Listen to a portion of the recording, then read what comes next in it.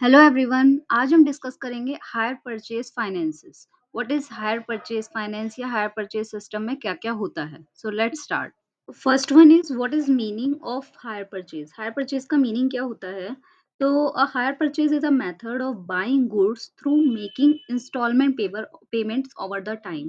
Higher purchase में क्या होता है, हम गुड्स को बाय करते हैं और उस गुड्स को बाय करने के बाद जो हम इंस्टॉलमेंट पेमेंट है ना, मतलब उसकी जो प्राइस है वो हम इंस्टॉलमेंट में पे करते हैं ओवर अ टाइम। मतलब जैसे कि मैंने गुड्स को आज परचेज किया तो मैं हर महीने या हर साल की या हर हफ्ते की इस तरीके की इंस्टॉलमेंट बांध सकती हूँ कि मैं उसकी जो अमाउंट है वो पे कर सकूँ। The ownership of the good purchased through a hire purchase is not officially transferred to the buyer until all required payments have been submitted. तो इसमें एक ये चीज़ होती है कि जो हायर परचेज सिस्टम होता है, इसमें गुड्स की ओनरशिप परचेज के टाइम पे बायर को ट्रांसफर नहीं होती। इसका मीनिंग क्या हुआ, जैसे कि मैंने आज मोबाइल परचेज किया हायर परचेज सिस्टम के थ्रू, लेकिन मैंने पेमेंट उसकी पूरी नहीं की, मैंने सिर्फ़ डाउन पेमेंट की है या फिर 1 या 2 इंस्टॉलमेंट पेमेंट की है। तो इसके बाद भी मैं वो मोबाइल ये नहीं कह सकती कि वो मेरा मोबाइल है। क्यों? जब तक मैं उस मोबाइल की लास्ट इंस्टॉलमेंट तक पेमेंट ना कर दूँ और मोबाइल के सारे ड्यूज़ क्लियर ना कर दूँ, तब तक वो ओनरशिप वो मोबाइल कंपनी की ही रहेगी। तो इसी पूरे सिस्टम को कहते हैं हायर परचेज़ सिस्टम, जिसमें आप एक स्टॉक या गुड्स या माल या किसी भी चीज़ का एग्ज़ाम्पल ले सकते हो। जो गुड्स है वो तब तक आपकी नहीं होगी जब तक आप फुल पेमेंट उसकी ना कर दो इंस्टॉलमेंट में। तो आप ये नहीं कह सकते कि हाँ, हमने डाउन पेमेंट कर दी तो वो गुड हमारी हो गई, नहीं। तो इसीलिए ओनरशिप जो है वो हमारी ऑफ़िशियली ट्रांसफ़र नहीं होती जब तक सारी रिक्वायर्ड पेमेंट डन ना हो जाए। Companies offering higher purchase option earn a profit by applying additional cost to the monthly payment. तो कंपनीज को हायर परचेज सिस्टम में क्या क्यों ऑप्शन ये कंपनीज देती हैं, इनसे कंपनी को क्या प्रॉफिट होता है? कंपनी को ये प्रॉफिट होता है, वो क्या करती हैं कि जो गुड्स की इंस्टॉलमेंट बनाती है ना, पर मंथ या पर ईयर यानी over a period of time, वो मंथली पेमेंट में या फिर जो भी इंस्टॉलमेंट है उसमें अपनी एडिशनल कॉस्ट को ऐड कर देती हैं। तो इसलिए जैसे कि अगर आप इंटरेस्ट के मान लो उसे, तो वो इंटरेस्ट चार्ज जो है ऐड कर लेती है, which serve as interest charge for the purchase. तो परचेज़ करने के बाद अगर माना गुड्स 20,000 की है फॉर एग्ज़ाम्पल, तो वो लोग इंटरेस्ट चार्ज कर के उसे 30,000 या 25,000, मतलब कंपनी को उसके एक्चुअल प्राइस से ज़्यादा प्राइस मिल जाते हैं, इंटरेस्ट चार्ज करके। और हमें क्या प्रॉफिट होता है हायर परचेज़ सिस्टम में, कि जो अगर हम गुड्स बाय कर रहे हैं, हमें एक साथ सारा पैसा नहीं देना पड़ता, क्योंकि जो एक बिज़नेसमैन है, वो एक साथ सारी गुड्स का मतलब मनी अरेंज करने में इतना ज़्यादा कैपेबल नहीं हो पाएगा, क्योंकि उसके अदर ड्यूज़ भी बहुत ज़्यादा होते हैं। उस गुड्स को प्रोसेस करवाने में या बेचने में या फिर गुड्स को परचेज़ से लेकर सेल तक के जो बीच का गैप होता है, उस टाइम पे जो उसको मनी की रिक्वायरमेंट होती है, वो हायर परचेज़ सिस्टम के थ्रू वो एडजस्ट कर सकता है। नाउ डेफिनिशन, डेफिनिशन क्या होती है हायर परचेज़ की? Hire purchase can be defined as an option of financing or acquiring an assets for use whereby the financing company let the goods on hire to the buyer against small installment called hire charges. तो hire purchase का definition क्या होती है? वो एक option है financing का, या फिर फाइनेंसिंग का ऑप्शन क्या है? अगर कोई हम असेट्स या गुड्स परचेज कर रहे हैं, एक्वायर कर रहे हैं, तो जो फाइनेंसिंग कंपनीज हैं वो गुड्स को हायर परचेज के बेसिस पे देने के लिए रेडी हो जाती हैं। क्यों? ये क्यों चाहिए होता है? इस कंडीशन में कि भई अगर किसी का स्मॉल बिज़नेस है या फिर वो इकट्ठी पेमेंट नहीं कर सकता उस कंडीशन में। और ये जो हमारे चार्जेज़ होते हैं गुड्स के, जब हम परचेज़ करते हैं उसके बाद उसे उसके पूरे परचेज़ प्राइस को हम स्मॉल इंस्टॉलमेंट में जो फाइनेंसिंग कंपनीज़ है वो डिवाइड कर देती है, जिसे हायर चार्जेज़ का नाम दिया जाता है। The buyer get the right to use the assets with the option of purchase the assets by paying all such installment spread over the period of time। और बायर को कब यूज करने के लिए वो एसेट्स दी जाती है कि आप ये एसेट्स यूज कर सकते हैं और आपके पास ये ऑप्शन है कि आप ये एसेट्स परचेज कर सकते हो, लेकिन आपको इनकी सारी इंस्टॉलमेंट यानी इसमें जितने भी ड्यू बाकी है पेमेंट, वो कंप्लीट करनी होगी over a period of time, जितना टाइम पीरियड फिक्स किया जाएगा। और जब आप ये सारी पेमेंट्स कंप्लीट कर देंगे तभी आपको इस एसेट्स की ओनरशिप मिलेगी, लेकिन इस टाइम तक आप गुड्स को प्रॉपर्ली यूज कर सकते हो। तो hire purchase was very prominent for vehicle financing. Hire purchase जो है वो व्हीकल फाइनेंसिंग के लिए बहुत ज़्यादा मतलब पॉपुलर है। जैसे कि लोग कार है, कार को एक इंस्टॉलमेंट पे ले लेते हैं, तो डाउन पेमेंट कर ली, कार जो है वो परचेज़ कर ली और उसे यूज़ करना शुरू कर दिया। लेकिन जब तक फाइनल पेमेंट नहीं होती, कार जो है वो फाइनेंसिंग कंपनी कभी भी ले सकती है, अगर आपने उनकी पेमेंट जो है उसमें इंस्टॉलमेंट जो है वो उसकी सारी नहीं चुकाई होगी। कमर्शियल व्हीकल हुए, बट नाउ इक्विपमेंट, मशीनरी, ये भी सारी फाइनेंसिंग हायर परचेज़ के थ्रू की जाती है। इसीलिए जो फाइनेंसिंग का मेथड है आज के टाइम पे बहुत ज़्यादा पॉपुलर माना जाता है। Now features and characteristics of hire purchase. Hire purchase के फीचर्स और कैरेक्टरिस्टिक क्या-क्या होते हैं? सबसे पहले rental payments are paid in instalment over a period of time. Hire purchase में जो रेंटल पेमेंट है, वो हम इंस्टॉलमेंट में पे कर सकते हैं। यानी हमने जो गुड्स है एक तरह से रेंट के लिए लिया, यूज़ करने के लिए, क्योंकि जब तक हम फुल पेमेंट ना कर दें, तब तक वो ओनरशिप हमें नहीं मिलती, तो एक तरह से हम रेंट के लिए यूज़ कर रहे हैं, रेंट पर ही। तो जो रेंटल पेमेंट है वो हमारे इंस्टॉलमेंट पे दी जाती है over a period of time, जितना टाइम पीरियड फिक्स होता है। Each rental payment is considered as a charge for hiring the assets. हर एक रेंटल पेमेंट जो है उसमें हम एक इस तरीके का चार्ज देते हैं कि हम उस एसेट्स को अपने आप परचेज कर रहे हैं, हायर कर रहे हैं। This means that if the hire defaulter of any payment, इसका मतलब होता है कि अगर हायर ने, यानी मैंने अगर वो गुड्स ली है और कोई भी पेमेंट उसमें डिफॉल्ट कर जाता है, यानी पेमेंट नहीं चुका पाता, तो सेलर के पास पूरा राइट है कि वो उस एसेट्स को वापस ले ले, उस गुड्स को वापस ले ले अपने पास। All the required terms and condition between both the parties involved are documented in contract। और जितनी भी ये सारी कंडीशंस होती हैं कि आप जब तक सारी पेमेंट नहीं करेंगे, गुड्स की ओनरशिप आपको नहीं मिलेगी। अगर आपने कोई भी पेमेंट डिफ़ॉल्ट की है, तो हम गुड्स को वापस ले सकते हैं। ये सारी चीज़ें एक कॉन्ट्रैक्ट में मेंशन होती हैं। इसे हायर परचेज़ एग्रीमेंट कहा जाता है। The frequency of instalment may be annual. और जो इंस्टॉलमेंट पेमेंट है वो एनुअल भी हो सकती है, हाफ ईयरली भी हो सकती है, क्वार्टरली भी हो सकती है और मंथली भी हो सकती है। ये एग्रीमेंट के टर्म के बेसिस पे डिसाइड होता है या कंपनीज के बेसिस पे। हायर परचेज तो आप लोगों को क्लियर हो ही गया होगा कि हायर परचेज क्या होता है एक्चुअल में। लेकिन कई बच्चे जो होते हैं, हायर परचेज और उसके साथ एक और वर्ड जोड़ा जाता है, इसे कहते हैं लीजिंग परचेज। इसमें बहुत ज्यादा कंफ्यूज होते हैं, तो चलो इसके बीच के डिफरेंस को हम डिस्कस करते हैं। तो difference between leasing and hire purchase. तो सबसे पहले ओनरशिप। लीजिंग में क्या होता है? Lessor is the owner till the end of agreement. जो लीजर होता है, जो लीजर मीन्स लेसर जो होता है, यानी जिसने लीज जो ली है, कोई चीज ली है लीज पर, वो तब तक ऑनर होता है, मतलब जिसने दी है, सॉरी। लीजर जो होता है वो जिसने ओनरशिप दी है, यानी जो सेलर हुआ, वो तब तक उसका ओनरशिप रहेगी जब तक एग्रीमेंट एंड ना हो जाए। और जो हायर है, has the option for purchasing the assets at the end of agreement. और जो हायरर है उसके पास ये ऑप्शन होता है कि वो एग्रीमेंट के एंड होने के बाद परचेज कर सकता है उस एसेट्स को।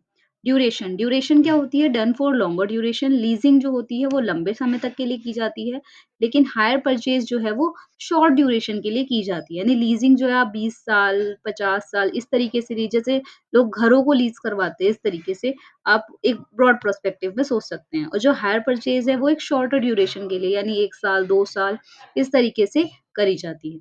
Now depreciation. Depreciation, laser claim the depreciation. जो लेज़र होता है वो डेप्रिसिएशन क्लेम कर सकता है। अ, और जो इसमें हायर परचेज़ सिस्टम में, इसमें हायरर क्लेम करता है। तो इसमें टर्म अलग-अलग हो गई। लीजिंग परचेज़ में लेज़र क्लेम करता है डेप्रिसिएशन को, हायर परचेज़ में हायरर क्लेम करता है डेप्रिसिएशन को। पेमेंट। पेमेंट कैसे होती है? द लीजिंग परचेज़ में rental payments are the cost of using the assets. इनकी रेंटल पेमेंट क्या होती है? एसेट्स यूज करने की जो कॉस्ट होती है वो इनकी रेंटल पेमेंट होती है। लेकिन हायर परचेज में क्या होता है? Payment include the principal amount and effective interest duration the agreement. तो हायर परचेज एग्रीमेंट में पेमेंट तो की जाती है, उसकी प्रिंसिपल अमाउंट तो पे की जाती है, लेकिन प्रिंसिपल के साथ जो इंटरेस्ट है वो भी इसमें ऐड किया जाता है, जितने ड्यूरेशन का वो एग्रीमेंट होता है। यानी इंटरेस्ट भी चार्ज किया जाता है। लीजिंग में ऐसा कुछ नहीं होता। जो रेंटल पेमेंट है, जो कॉस्ट ऑफ एसेट्स है वही जो यूज़ करने की है वही की जाती है। Now tax impact. Lessee rental categorize as expenditure by lessee. तो जो लीज़ का जो रेंटल कैटेगराइज़ है, वो जो एक्सपेंडिचर कर रहा है रेंट लेने के बाद, रेंट में लेने के बाद वो एसेट्स, तो वो जो है लेसी के लिए दिया जाता है, एक एक्सपेंडिचर माना जाता है लेसी के लिए। लेकिन हायर परचेज़ में क्या होता है? Only interest component is categorised as expenditure. जब हम टैक्स कैलकुलेट करते हैं, लीजिंग परचेज़ में तो पूरा जो लीज़ का रेंटल है उसे एक्सपेंडिचर माना जाता है, और हायर परचेज़ में जो उसका इंटरेस्ट है वो एक्सपेंडिचर माना जाता है। Extent of financing. जो लीजिंग परचेज़ है उसमें कंप्लीट फाइनेंसिंग की जाती है, लेकिन हायर परचेज़ में आप पार्शियल फाइनेंसिंग भी कर सकते हो।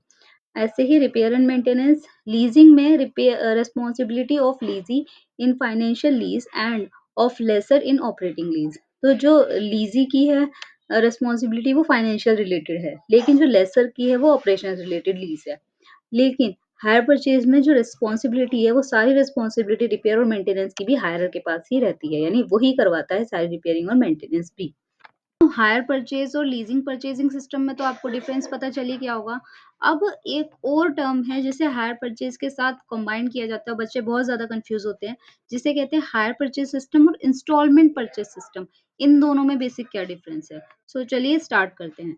सो हायर परचेज़ में सबसे पहले नेचर ऑफ कॉन्ट्रैक्ट देखते हैं। It is a contract of hiring. Hire purchase में हायरिंग का कॉन्ट्रैक्ट किया जाता है कि हम वो जो गुड्स है वो हायर कर रहे हैं, यानी किराए पे ले रहे हैं एक तरह से।